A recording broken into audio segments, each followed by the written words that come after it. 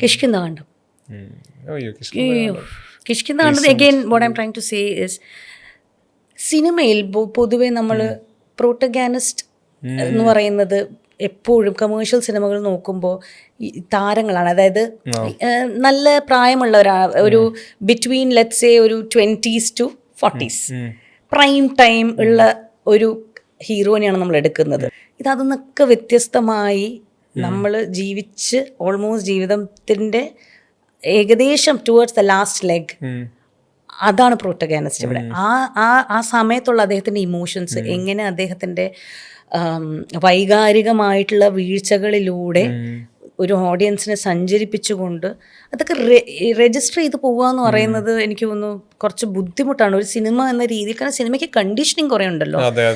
ആ കണ്ടീഷനിങ് വെച്ചുകൊണ്ടാണല്ലോ നമ്മൾ കൂടുതലും സിനിമകൾ എടുക്കുന്നത്. കാരണം ഇത് ബോക്സ് ഓഫീസ് എന്ന് പറയുന്ന ഒരു സംഭവം ഉണ്ടല്ലോ, ഇത് വിജയിക്കണമല്ലോ. At the end of the day it's business അല്ലേ.